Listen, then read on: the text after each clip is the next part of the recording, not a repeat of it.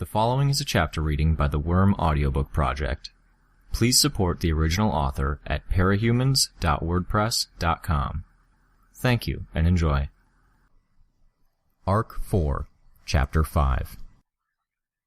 Sunsets are always best after a spell of bad weather. Today was no exception. Following the day and a half of heavy rain we'd just suffered through, the sky was turning vivid shades of orange and crimson, with purple highlights on the thin clouds that were moving briskly in the strong wind. It looked especially amazing as we approached the water of the bay, but none of us were really in a mood to appreciate it.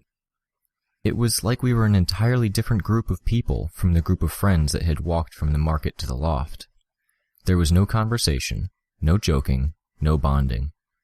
We were all thinking the same thing, that something was wrong, that something had happened. Nobody voiced their suspicions, though, as if there was the unspoken agreement that we would only make it come true by saying it aloud. In silence, we caught the bus at the ferry and got off at the train yard, the part of the docks that sat opposite to the boardwalk. As a group, we walked a half-block from the bus stop, around the back of a derelict building, and stripped out of our civilian clothes. The storage facility was just a block from the train yard. Just past the chain-link fence, I could see long-abandoned boxcars sat like oversized, crumbling tombstones, overgrown with weeds, surrounded by discarded bottles and makeshift shelters. The entire area was desolate, empty. It was hard to say why the bus even came this way. I supposed maybe there was a skeleton crew of employees maintaining the rail for the trains that happened to pass through. We descended into the maze.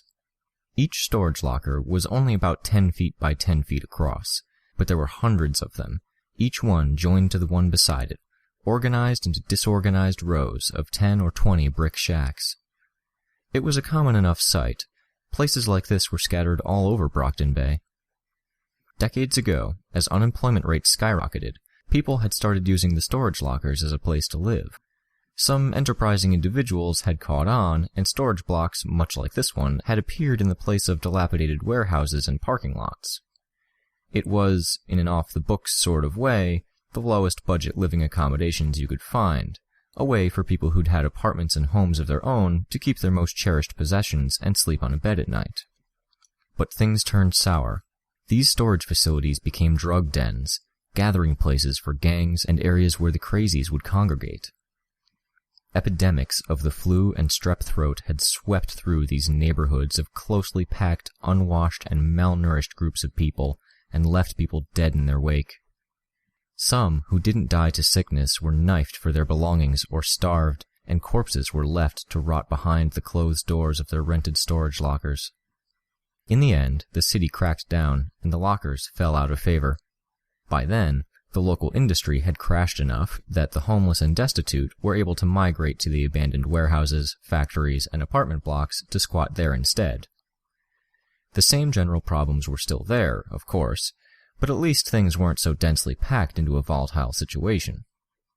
That left these sprawls of storage lockers scattered over the city, particularly in the docks. They were largely unused now, just row upon row of identical sheds with faded or illegible numbers painted on the doors, each with a corrugated steel roof bolted securely on top, slanted just enough that people wouldn't be able to comfortably walk or sleep on top of them. "We're looking for 1306, Gru spoke, breaking the silence that had hung over us for half an hour. It took us a few minutes to find. There wasn't really any rhyme or reason to the layout of the lockers or the numbering. Probably, I guessed, the lockers had been set down where there was room and given the first number that was available. The only reason we found the locker as fast as we did was that Brian had been here before with Rachel.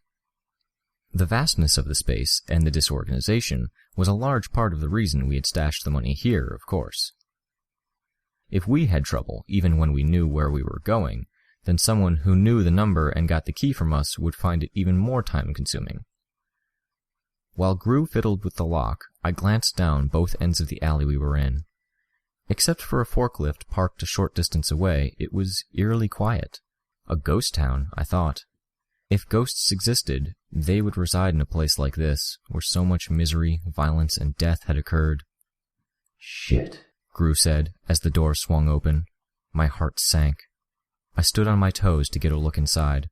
The locker housed only a broad smudge in the thick layer of dust on the floor, a single light bulb dangling from a power cord, and a dark stain in the corner.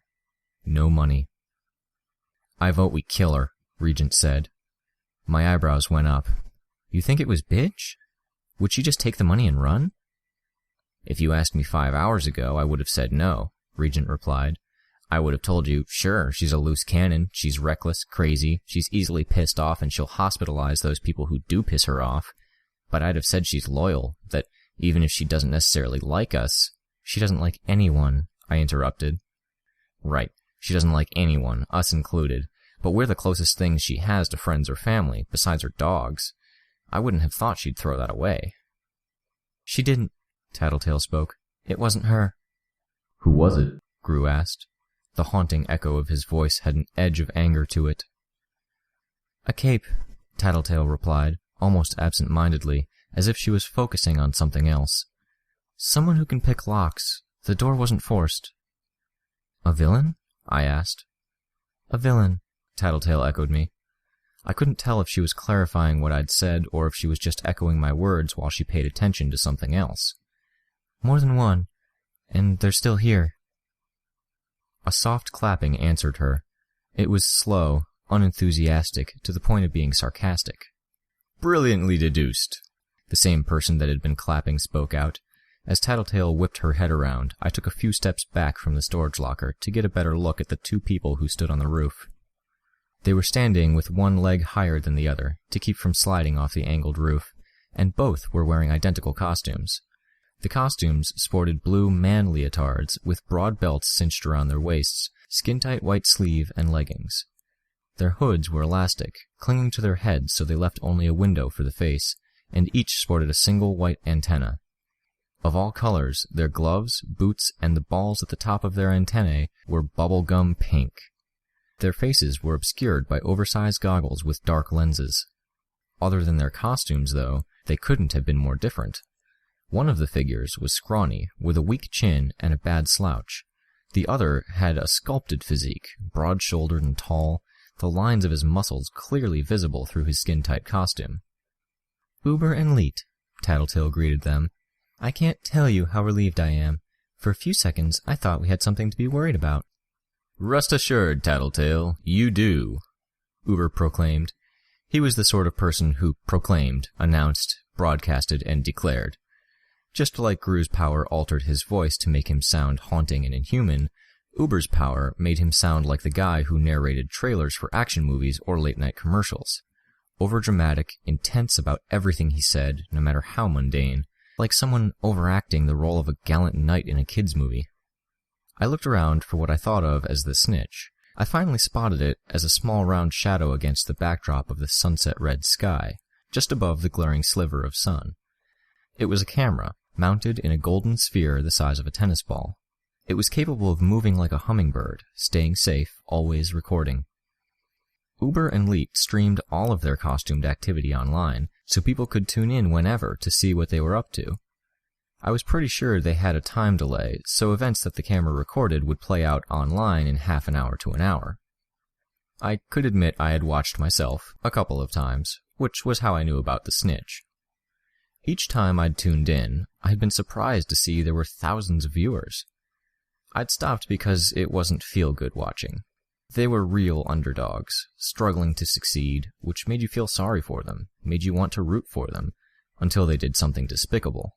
Then you found yourself looking at them in a negative light, looking down on them, cheering whenever they failed. It felt a little too much like I'd been looking at them in the same way Emma, Madison, and Sophia looked at me, and that had been a major turnoff. After spotting the camera, which was no doubt positioned to catch a view of us looking up at the two villains, our shadows long behind us, I turned my gaze back to the pair.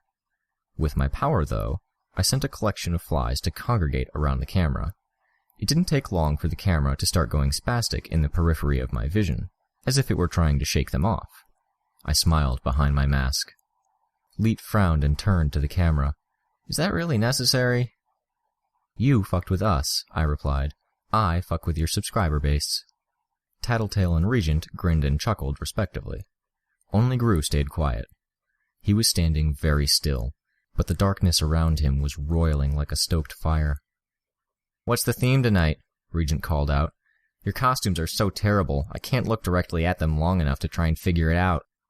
Leet and Uber glared at him. Their entire shtick was a video game theme. With every escapade, they picked a different video game or series, designing their costumes and crimes around it.